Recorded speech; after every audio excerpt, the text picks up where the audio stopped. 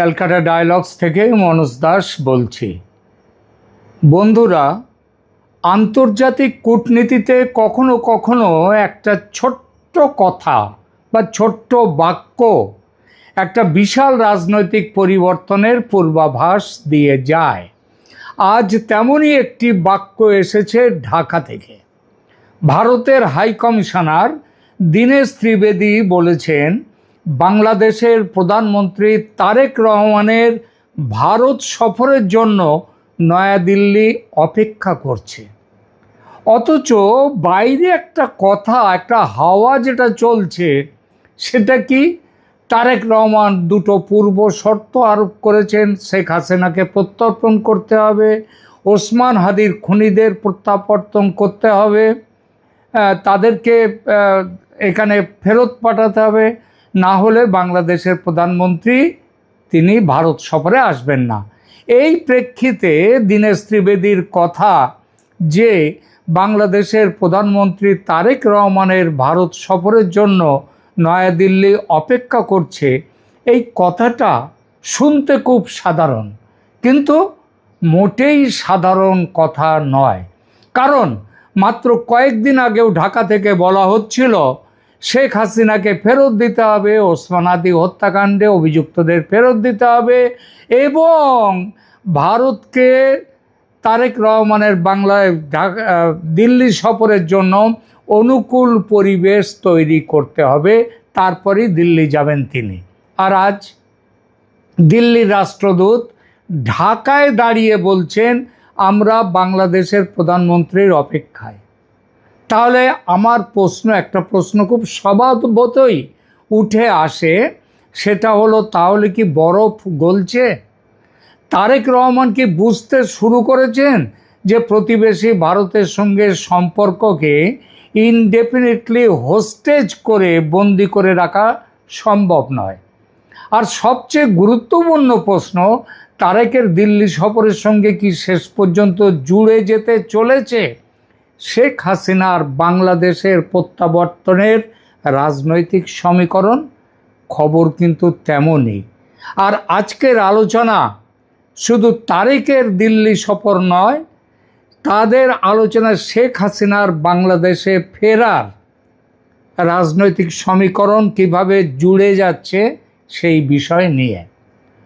দেখুন, স্বাস্থ্যমন্ত্রীর ঘরে গিয়েছেন দীনেশ ত্রিবেদী, কিন্তু বার্তা দিচ্ছেন প্রধানমন্ত্রী তারেক রহমানের জন্য।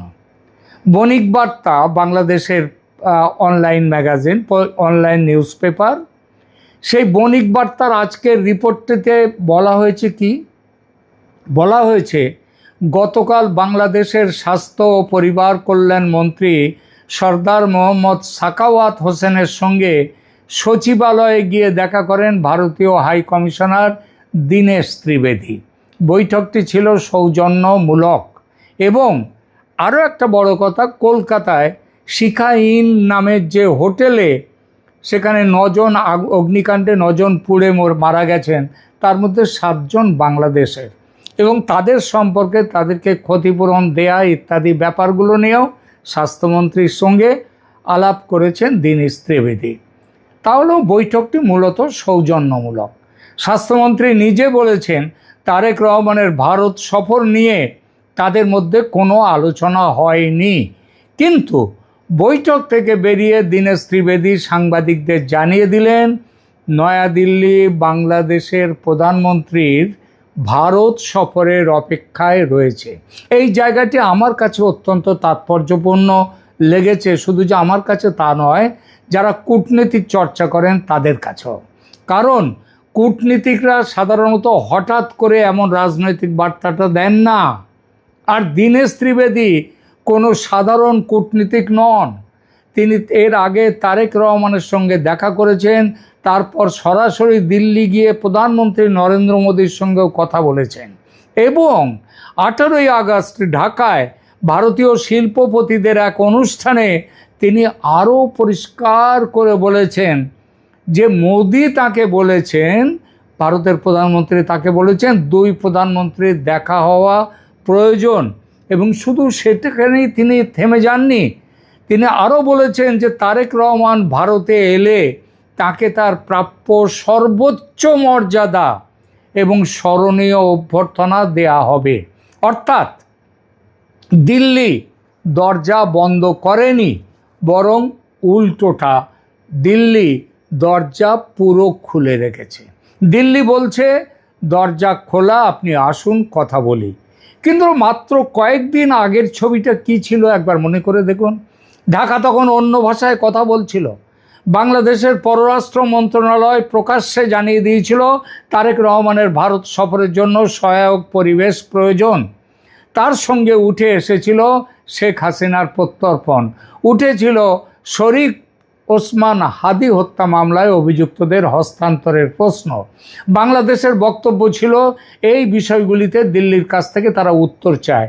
কিন্তু এখানেই তৈরি হয়েছিল কূটনৈতিক অচল অবস্থা। সবাই বলতে শুরু করেছিল তারেক রহমান বাংলাদেশ ছেড়ে ঢাকা থেকে দিল্লিতে আসছেন না, কারণ শেখ হাসিনাকে প্রত্যর্পণের প্রশ্নে ভারত সরকারের সামনে চাইলেই একটা রাজনৈতিক বোতাম টিপে দিলে আমার সিদ্ধান্ত নেওয়া হয়ে গেল, ওকে ফেরত পাঠিয়ে দেবো, এরকম হয় না। ভারতীয় সরকারি সূত্র ইন্ডিয়ান এক্সপ্রেসকে পরিষ্কার জানিয়ে দিয়েছে প্রত্যর্পণের প্রশ্নটি শেষ পর্যন্ত ভারতের আইনি প্রক্রিয়ার মধ্যে দিয়ে যাবে। 2013 সালের ভারত বাংলাদেশ প্রত্যর্পণ চুক্তি রয়েছে, কিন্তু কোনো মানুষকে তুলে দিয়ে দিলাম, ব্যাপারটা তো এত সহজ নয়।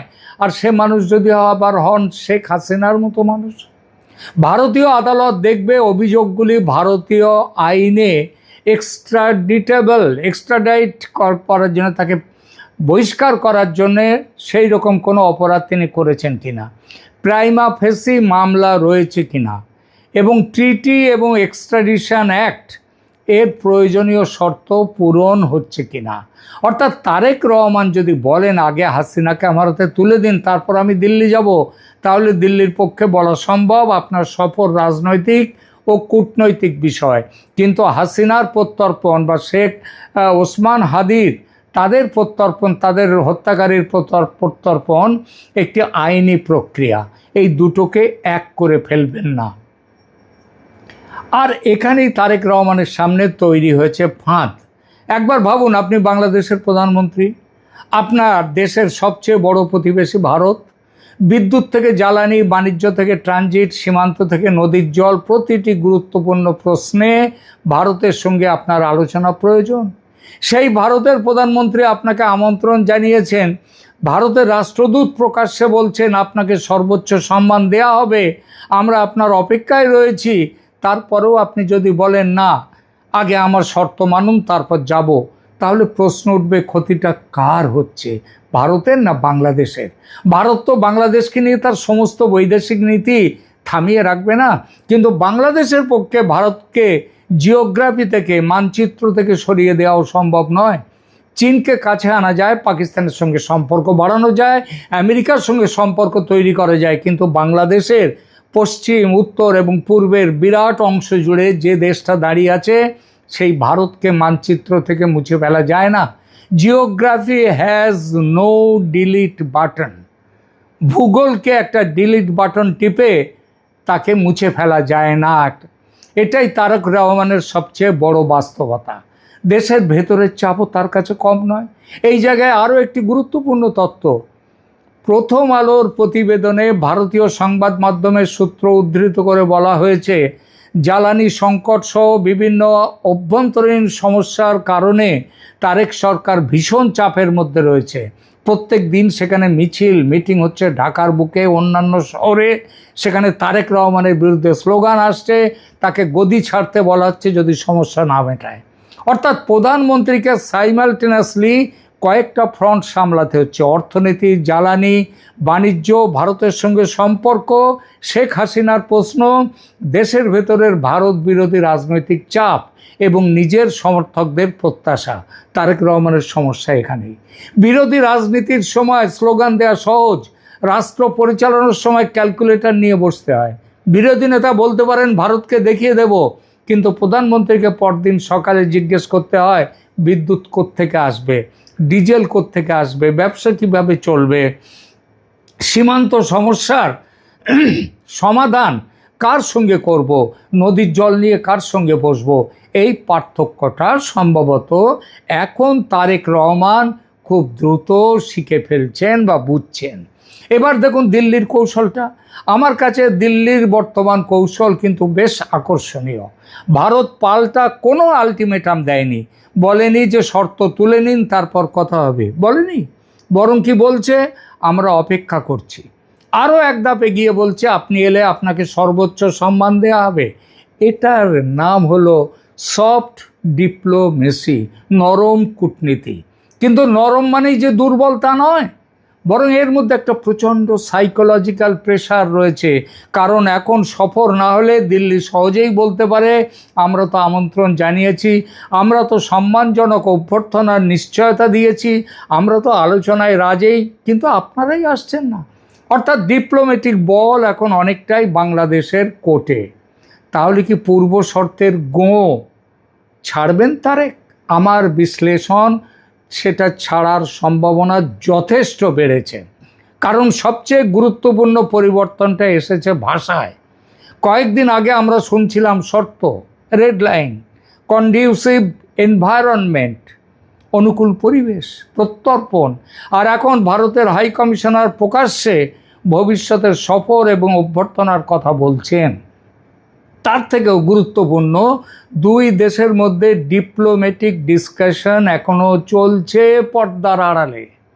প্রথম আলো, বাংলাদেশের বিখ্যাত পত্রিকা, তার রিপোর্টও বলছে তারেকের সফর নিয়ে আলোচনা কিন্তু বন্ধ হয়নি। অর্থাৎ দর কষাকষি চলছে। সম্ভবত এখন খোঁজা হচ্ছে এমন একটা ফর্মুলা যাতে তারেক রহমান বলতে পারেন তিনি বাংলাদেশের স্বার্থ বিসর্জন দেননি, আবার ভারতও এমন কোনো কমিটমেন্ট না দেয় যা তার আইন, আদালত কিংবা স্ট্র্যাটেজিক ইন্টারেস্টের বিরুদ্ধে। এটাও ভারত দিতে পারে না। কূটনীতিতে এটাকেই বলে ফেস সেভিং ফর্মুলা, অর্থাৎ মুখ রক্ষার জন্যে যে ফর্মুলা সেইটা। কিন্তু আমেরিকার চাপ, হ্যাঁ আমেরিকার চাপ, ভারত মার্কিন যৌথ চাপে তারেক দিল্লি যেতে বাধ্য হচ্ছেন, এমন কথাও কিন্তু আসছে বাজারে। যদিও তার নির্ভরযোগ্য প্রকাশ্য প্রমাণ নেই, কিন্তু ওই যে বললাম প্রমাণ সবসময় সামনে দেখা যায় না। যেমন হিমবাহের সামান্য অংশ ওপরে থাকে আর বেশিটাই থাকে জলের নিচে, তেমনি কূটনীতিতেও তাই। এটাকে এস্টাবলিশড ফ্যাক্ট হিসেবে বলা ঠিক হবে না, আমরা জানি, তবে বৃহত্তর স্ট্র্যাটেজিক পিকচারটা কিন্তু সেই রকমই। বাংলাদেশের রাজনৈতিক স্থিতিশীলতা, চীনের প্রভাব, বঙ্গোপসাগরের নিরাপত্তা, ভারত মহাসাগরীয় অঞ্চল, এই প্রশ্নগুলিতে ভারত এবং আমেরিকার মধ্যে নানা রকম ওভারল্যাপিং স্ট্র্যাটেজিক ইন্টারেস্ট রয়েছে। ফলে ওয়াশিংটন এবং নিউ দিল্লি দুপক্ষই একটি স্থিতিশীল প্রেডিক্টেবল বাংলাদেশ চাইবে, এটাই হচ্ছে স্বাভাবিক। কিন্তু ওই যে বললাম যৌথ চাপের ব্যাপারটা আপনি ব্যবহার করতেও পারেন, মানতেও পারেন, নাও মানতে পারেন, কিন্তু চাপটা পরোক্ষে আছেই। এবার আসি সবচেয়ে বিস্ফোরক প্রশ্নে, শেখ হাসিনা। শেখ হাসিনা নিজেই 5ই আগস্ট জানিয়েছেন তিনি বাংলাদেশে ফিরছেন, তিনি ডিসেম্বর মাসের মধ্যে ফিরতে চান, কিন্তু এক্স্যাক্ট ডেট, নির্দিষ্ট তারিখ বলেননি। এখানেই প্রশ্ন, তারেক রহমান যদি তার আগেই দিল্লি আসেন, এবং সেটা আসবেন এই মাসেই আসবেন, আগস্টেই আসবেন বলে দিলাম, তাহলে মোদি তারেক বৈঠকে শেখ হাসিনার প্রশ্ন কি উঠবে? আমার মতে উঠবেন না, এটা কল্পনা করাই কঠিন। তার মানেটা কি? মানে হচ্ছে শেখ হাসিনার প্রশ্ন উঠবে, উঠবে, উঠবে এবং উঠতে বাধ্য। কারণ বর্তমানে দুই দেশের সম্পর্কের সবচেয়ে সেন্সিটিভ পলিটিক্যাল ইস্যু হচ্ছে শেখ হাসিনা। ঢাকা চাইছে প্রত্যর্পণ, ভারত বলছে বিষয়টা আইনি প্রক্রিয়ার মধ্যে রয়েছে। অন্যদিকে হাসিনা নিজে বলছেন আমার প্রত্যর্পণ কি, আমি নিজেই তো দেশে ফিরব। এই তিনটে লাইন কোথাও গিয়ে ইন্টারসেক্ট, একে অপরের সাথে কিন্তু মিশে যাচ্ছে। আর এখানেই তৈরি হতে পারে নতুন একটা ফর্মুলা। ধরুন, এটা আমি পরিষ্কার করে বলছি, সম্ভাব্য সিনারিও কি হতে পারে, এটা কনফার্ম যে একটা ইনফরমেশান সেটা কিন্তু নয়, কিন্তু এটা সবচেয়ে সম্ভাব্য। সেটা হচ্ছে দিল্লি বলল আমরা শেখ হাসিনাকে জোর করে প্রত্যর্পণ করছি না, তিনি যদি স্বেচ্ছায় দেশে ফিরতে চান সেটা আলাদা প্রশ্ন। ঢাকা বলল ঠিক আছে, কিন্তু তার প্রত্যাবর্তনের পরে আইন শৃঙ্খলা এবং বিচারিক প্রক্রিয়া কি হবে? তারপর প্রশ্ন আসবে তার নিরাপত্তা কে নিশ্চিত করবে? তাকে বিমানবন্দরেই গ্রেপ্তার করা হবে কি? তার রাজনৈতিক কার্যকলাপের সুযোগ থাকবে কি? আওয়ামী লীগের ওপর নিষেধাজ্ঞার কী হবে? দেশে ফিরে তিনি যদি রাজনৈতিক কর্মসূচি ঘোষণা করেন, এগুলো প্রত্যেকটা বিস্ফোরক প্রশ্ন, এক্সপ্লোসিভ কোয়েশ্চেন। আর এই কারণেই আমার ধারণা তারেক মোদি বৈঠকে শেখ হাসিনার প্রশ্ন টেবিলে থাকবে, এই আলোচনার টেবিলে। কিন্তু সেপ্টেম্বরে হাসিনা ফিরছেন, এখনই কি বলা যায়? সেপ্টেম্বরে ফিরবেন কিনা এখনও বলা যায় না, কিন্তু সম্ভাবনা আছে। কারণ শুভস্য শীঘ্রম অশুভস্য কালো হরণম। এখন এনসিপি, জামাত তারা যেভাবে বিএনপি সরকারের বিরুদ্ধে আন্দোলনে নেমে পড়েছে, তাতে সেই আন্দোলনকে ভোঁতা করতে গেলে আওয়ামী লীগের দরকার বাংলাদেশের মাটিতে। বর্তমানে ভেরিফাইড পাবলিক পজিশন হলো শেখ হাসিনা ডিসেম্বর মাসে ফিরতে চান। সেপ্টেম্বরের নির্দিষ্ট প্রত্যাবর্তনের কোনো সরকারি ঘোষণা নেই। তবে তারেক রহমান যেহেতু ওই আগস্ট মাসে যাচ্ছেন, কিংবা সেপ্টেম্বরে ব্রিক্স উপলক্ষে যদি তিনি যান, মোদির সঙ্গে বাইল্যাটারাল মিটিং তার হবেই। তাহলে তার সফর হাসিনার এভেনচুয়াল রিটার্ন, কবে তিনি ফিরবেন, রাজনৈতিক ফ্রেমওয়ার্ক কী তৈরি হবে, সব আলোচনায় আসবে। সেটা সেপ্টেম্বরে রিটার্ন হবে কিনা সেটা এখন বলা প্রিম্যাচিওর, কিন্তু সম্ভাবনা আছে, অসম্ভব নয়। এই পার্থক্যটা মাথায় রাখতে হবে। তারেক রহমানের সামনে শেষ পর্যন্ত তাহলে কি হলো? তিনটে রাস্তা। প্রথম রাস্তা, শেখ হাসিনার প্রত্যর্পণের দাবিতে অনড় থাকবেন এবং দিল্লি সফর করবেন না।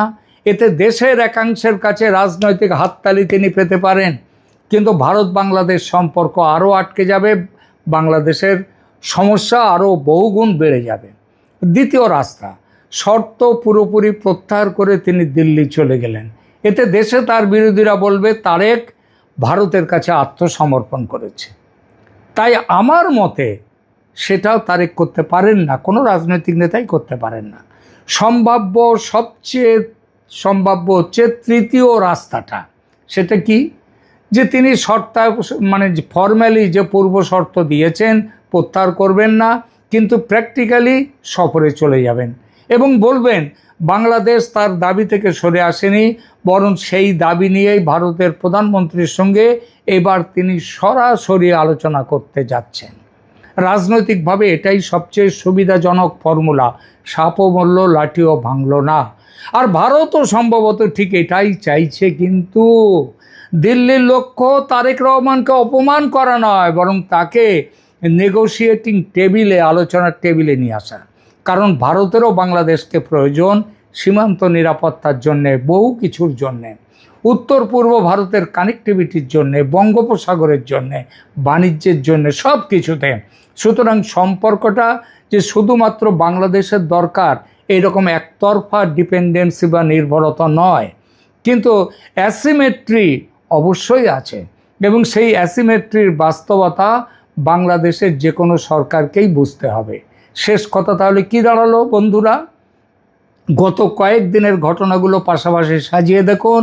তারেক রহমানের সঙ্গে দীনেশ ত্রিবেদীর বৈঠক, তারপর ত্রিবেদীর দিল্লি যাত্রা, মোদির সঙ্গে তার আলোচনা, তারপর ভারতীয় শিল্পপতিদের ঢাকায় উপস্থিতি, এবং তারপর তারেককে স্মরণীয় অভ্যর্থনা দেওয়ার মোদির বার্তা, এবং এবার বাংলাদেশের স্বাস্থ্যমন্ত্রীর সঙ্গে বৈঠকের পরে আবার দীনেশ ত্রিবেদী ঘোষণা করলেন দিল্লি বাংলাদেশের প্রধানমন্ত্রীর সফরের অপেক্ষায়। এগুলো বিচ্ছিন্ন ঘটনা বলে আমার মনে হয় না, বরং একটা ডিপ্লোম্যাটিক প্যাটার্ন দেখা যাচ্ছে। দিল্লি তারেক রহমানকে একটা কথাই সম্ভবত বোঝাতে চাইছে, আপনি বাংলাদেশের প্রধানমন্ত্রী, আপনাকে আমরা সেই মর্যাদাতেই গ্রহণ করতে প্রস্তুত, কিন্তু সমস্যার সমাধান শর্ত ছুড়ে দিয়ে নয়, টেবিলে বসে হবে। এখন সিদ্ধান্ত তারেক রহমানের। তিনি তার ওই লোকাল পলিটিক্স, ডোমেস্টিক পলিটিক্সের চাপ মেনে দিল্লিকে দূরে সরিয়ে রাখতে পারবেন না। তাকে যেতে হবে এবং বৈঠকে শেখ হাসিনাকে নিয়েও আলোচনা করতে হবে এবং অনেক কিছু বিষয় আলোচনা করতে হবে। সেই আলোচনায় যদি আসে যে একটা কুলিং পিরিয়ড 2-3 মাসের দিয়ে সেপ্টেম্বরের বদলে ডিসেম্বরে ফেরার কথা যদি শেখ হাসিনার হয়, তাহলে সেটাও হতে পারে। কিন্তু আলোচনার টেবিলে ঠিক হবে তারেক রহমানের সঙ্গে মোদির বৈঠকে। আর এখানেই আগামী কয়েক সপ্তাহ বাংলাদেশের রাজনীতিতে সবচেয়ে বড় প্রশ্ন। এখন আমরা এইটাই দেখব। তবে নিশ্চিতভাবেই আজকে আমি বলছি, তারেক রহমান দিল্লি সফরে যাচ্ছেন, মোদির সঙ্গে বৈঠকে বসছেন। সেই বৈঠকের অন্যতম আলোচ্য বিষয় শেখ হাসিনা কিভাবে দেশে ফিরবেন এবং কবে ফিরবেন। এখনকার মতো এখানেই রাখছি। ভালো থাকবেন, ধন্যবাদ। আর কমেন্ট করুন, লাইক দিন, শেয়ার করুন এবং চ্যানেলের